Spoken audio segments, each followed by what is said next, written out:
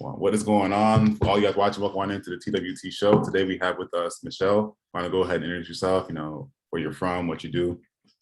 Hi, my name is Michelle Anumba. I am currently in Las Vegas, Nevada. I'm a physical therapist and athletic trainer for a professional women's basketball team.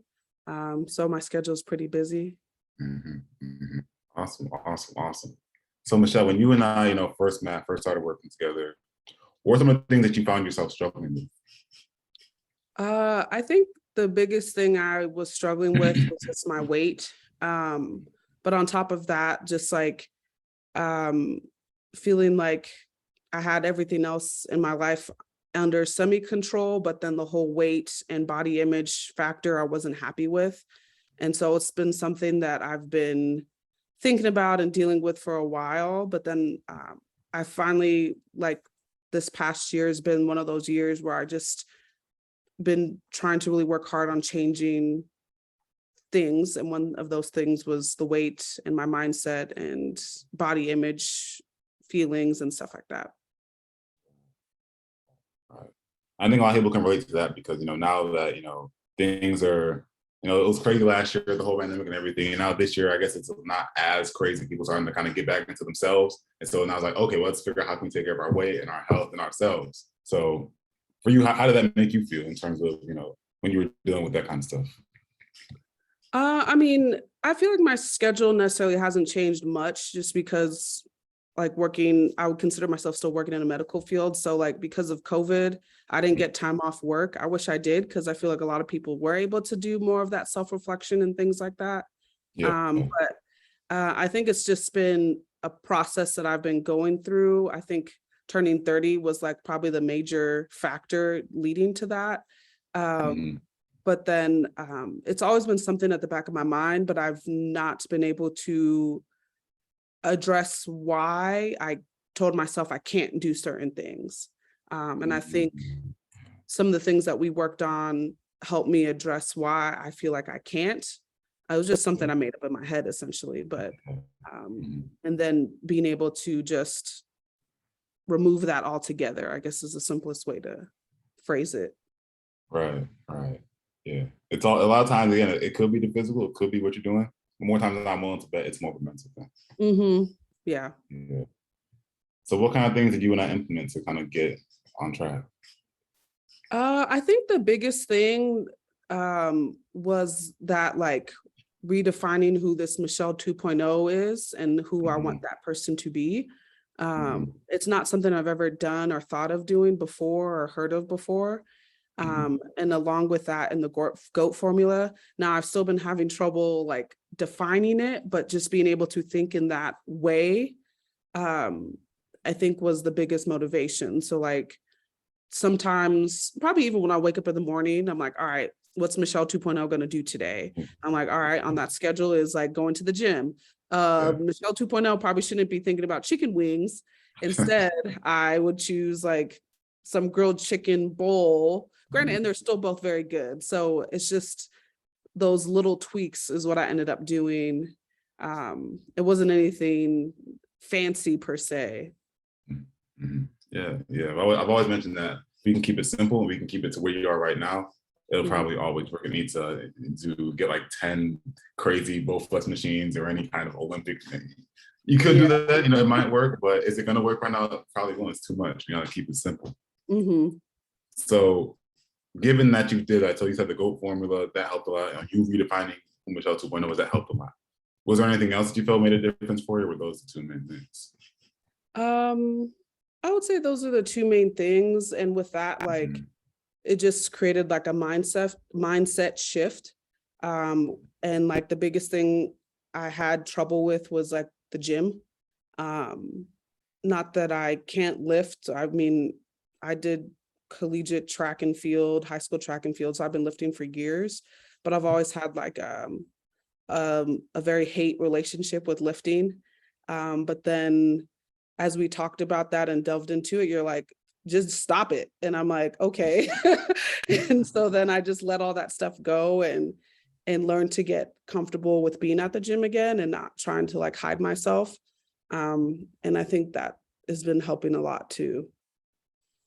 Yeah, And again, like it's funny how this connection is like we talk about you and the actual working out, right? Where it's almost to the point where you look at Michelle 2.0, you look who you see yourself to be used to not go performing. It's like, all right, well, again, let's not look at anybody else. Let's not look at what anyone else thinks about us, feels about us. Let's just look at who you are. And kind of base this whole thing based off who you are, and how you see yourself, rather than how you think people will see you. Yeah. And that's where we start to get the ball rolling. Yep. Yeah. How else do you feel like it made your life easier, just kind of implementing all these different things? I guess it was easier in the sense that I wasn't thinking so hard about like the negative stuff. Like I think at one point, and still, I mean, I have those days where those negative perceptions and how I would look at myself in the mirror would like dictate my day. But then because I knew who that Michelle 2.0 person was, I didn't always let those ideas and feelings creep up as much because I knew that I was working towards something better. Yeah. And you know what they say, where you put where your focus goes, your energy flows. So you look at things that are good things you actually want, miraculously somehow you start to get good things, and vice versa with bad stuff. That's true. Yeah. So given that you did all that, given that that was the actual experience, were there any major breakthroughs? I mean, I actually started losing weight, so that's great. And I was losing weight during the busiest time of my life. And so that I didn't think I could put those two together. I've always told myself, oh, during the season, I'm just going to maintain my weight. But I actually lost weight. And so that's just like the biggest shocker to me. And then this was silly, but I remember when I told you that like when I was logging the food, I realized how many calories wings are. And I always thought wings was like, oh, it's low carb, like it's not that bad. But then when the wings would take up all my calories for the day, I was hurt one day. And then I think because it was late at night, the wings I ordered were nasty. And then I logged it and I was like, what am I doing? Like, no more wings. And that's the worst. then I've been a whole new person. Yep. That's the worst. It hurts you because it's like, all right, well, I'm gonna get something to eat late at night, and eat too much all day.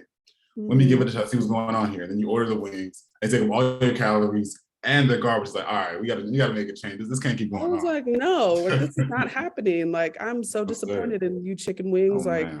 And have I had chicken wings since then? Maybe like 2 or 3 times. And I just have a few. I don't need to eat 12 like I used to. I just have a few. And I'll just eat other things too, and not like think about the chicken wings as much. So they're not as high on my pedestal of food items anymore. There, you bring it down a notch. There you go. Yeah, they're down low. Like I try not to think of them as much. Love to see it. Yeah. Wait, so let's rewind a second. You said you lost weight. People want to know. They want to hear. They're listening. They want to know, how much did you actually lose? So I kind of gained back like a pound, but like I lost 13 pounds, I would say. So that was honestly a surprise. I didn't think that was going to happen. I'm listening. I'm going to break the fourth wall here. The busiest part of her life, busiest part of her season, she lost 13 pounds in 12 weeks in the busiest part of her season. I just want to make sure we're all on the same. Yeah, that's what I was most surprised about. And it was like for like even the drinking water, and I've always been bad at drinking water. And the first thing I was just trying to do was drink more water. I barely even got to the gym. And like drinking water is not bad. It's just like remembering to do it, I think it's still the hardest thing to do. And I'm still trying to figure out the best way to do that. Especially like in a busy day. Because sometimes like when I was working in the physical therapy clinic, there's no time to like have a water break per se, unless you're taking a bottle with you, but then there's not like space. So I just need to still figure out like the best routine for me to get more water in. And right now it's kind of just like chugging water, but it's okay. And what's crazy about the way that you're kind of bringing all this stuff up is that it sounds like, at least for you, this is how I see it in my eyes, maybe it's the same for you, was that it wasn't like all at once. It was like gradual, like step by step, just kind of adding things in as we kind of master different things. Yeah, it definitely was like part of this year for me, prior to working with you, I've been working on like doing little tasks, because I'm the type of person that I want to lose 20 pounds and I'm so focused on losing 20 pounds that I get discouraged. And so I started with, like, you had the steps in the water, and the steps part was fairly easy because in the season I'm fairly busy, but the water piece was definitely hard, but I really made a big effort to start drinking more water, and then slowly start to re-enjoy the gym. Yeah, So. yeah. Step by step, it's like, where are you right now? Let's work from there, and then from there we can start to add things in, add a workout here, add a different meal here, make sure we can kind of do it in a pace where you don't feel overwhelmed. Yep. Yeah, that's the biggest thing here. We can actually take care of the emotions. I know work got crazy too. We can go inside if we need to, but that'll take too much time. But work got crazy at some points. If you got to figure out how can we take care of our emotions there, so that we wouldn't go for the things we didn't want to do because of our emotions. Learning how to manage our emotions. Yes. Yeah. How do you feel like that helped you, just being able to kind of do this? I mean, one thing we talked a lot about was just like planning. And so I really tried to plan more of when my meals were going to be or what I was going to eat ahead of time. And especially being on the road a lot, it was kind of helpful to do that. And so instead of eating, I normally would eat at like 11 or 12 o'clock after a game. But then even if I still ate late at night, I would at least have food already in my hotel room, whether it was like a salad or a sandwich, or something I can heat up real quick if I had a microwave. And so I think that also helped a lot too. So if I was walking around and saw a couple places I wanted to eat, I would just get all my lunch and dinner for that day and then have that ready for me. And so I think that prevented me from the only things being open at midnight, which is pizza and burgers and wings. And it prevented me from ordering that. Yeah. So, right. Okay, cool. Yeah. So when you plan beforehand, it makes it a lot easier to kind of stick to what you gotta get to, even if it's not the perfect foods. Yes, even if it wasn't perfect, I still tried to plan something to have, to be able to like snack on or just eat for dinner too. Yeah. And that comes when you start to, one, trust yourself that you can make the right decision, and two, you can start to trust the process. Trust that, okay, this is going to work for me. So that being said, beforehand, were you skeptical about anything before you and I started working together? Was there anything that kind of got you off ball? Did I say that again? Sorry. You were like skeptical about anything with me coaching you beforehand? Yeah, 100%. I mean, a lot of people say they can help you lose weight, right? And I mean, I've worked with personal trainers in the past. I mean, I work in a health related field, so I do have some knowledge, but I was still struggling with it. But I think what made this different compared to, granted, I haven't done that many programs, but it was really more geared on the mental aspect. It wasn't necessarily geared on the working out, because, and I know from my personal experience that like what I'm eating makes the biggest difference. But in the past, I've followed probably a little bit stricter of a diet program. And once I finished it, then I gained all my weight back just because life got busy. But this way, I'm trying to figure out how can I make this more sustainable to fit me at every point in my life, and not feel so restricted or feel like I can't enjoy foods and drinks and things like that. And so that was probably what was different about this compared to like everything else. Right. Yeah. Biggest thing is lifestyle. I always mention it. I always say that I say so many times, shit must be a trademark at this point. I'd rather do 70% for like 5 days a week rather than 100% days a week. That's gonna keep you going forever. And that's a big one too. Like I want to be perfect every day. Now, is that realistic? No. And so I've not been so hard on myself, but then I'm like, okay, like you've been laying around for 2 days, you need to get up and do something. So something. Yeah. There we go. Okay. I'm glad to hear that. Yep. So we can get right to the core, but I know, between you and I speaking so much about, what happened within your personal life when you were younger to even work, right? We've kind of gotten to each other, got real, I guess, just like sharing a lot of information, right? Would you say that you were comfortable sharing that information with me, like everything was cool with that? Yeah, I mean, I feel like you're someone who was able to understand. I mean, having that Nigerian background, I think kind of helped with some of that too. And then we both did track, so you understand those pieces. So we had a lot of more commonalities than I thought. But Yeah. I think, I mean, you being able to listen and hear different people's stories, which also kind of gives you some experience too, can help you resonate with all types of people. And you've had to also like go on this journey yourself and are currently going through the process yourself too. So I think that was also helpful. Like you're not just telling me things to do that you haven't done and aren't currently doing. Right. Mhm. The biggest thing is lifestyle, right? If you're gonna live this Yeah. lifestyle, it'd be a good idea for you to do it as well, right? Doesn't it make sense to not? Yeah. I mean, I would So, hope people do, but you never know with some of right, these people. Yeah. right, 100%, 100%. So we're at this point now. There's someone, let's say there's someone who's watching this right now, like, all right, let's talk about it. And they're on the phone with me, or they're trying to make it happen, and they're on the fence about getting started. What would you tell them? I mean, the biggest thing is like, if it's something that you really want to do, just do it now. Because there's no like perfect time to take care of your health, which doesn't make sense if you think of it that way. Like, oh, I'm going to wait to take care of my health. Like, no, Right. like you should do that now. Especially if you have the means and things like that. But then, like, and don't use being busy as an excuse. That's my excuse for everything. But I almost took upon the challenge to see if it's something I can do when I'm really busy. Now I don't have kids and stuff like that, so that's different. But I work with kids, so I do have kids. Basically, right? I don't have them all day, but I mean, Right. It's like a daycare.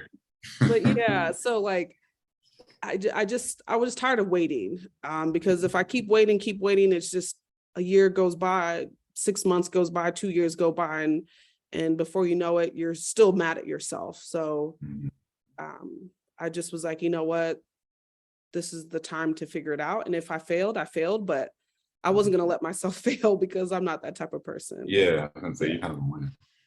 And that's what I think. I mean, thanks. I really appreciate that, actually. Yeah. I appreciate that. Sometimes Pretty I don't much you're feel that winning. way. Nah, we look at the challenges you've been through. I mean, hey, you're always their hands on. I would say, yeah, you got the winning mentality. People who usually have winning mentality, they usually get the job done, right? That's Whether true. I always said, even if it's like a good program or a bad program, if you're a winner, you're probably gonna figure it out. It might not be 100%, but you're probably gonna figure it out. And so we Yeah. have a I mean, winner. I didn't feel like a winner in the department of like losing weight and my body image and things like that. But like, Yeah, I know that like my definition of being a winner in that department isn't looking like a 6 foot skinny blonde person. Like that's yeah, not me. yeah, So yeah, exactly. I need to like redefine that for myself too when it comes to just different tasks like in the week, like challenge myself week by week, month by month, like we did. Yeah, And I think that yeah. was also really helpful too, because there are people who are killing it, and there are people in there that said that they've never worked out before. So I'm like, you never worked out before, and you're doing this stuff every day, and you're beating me. So Yes.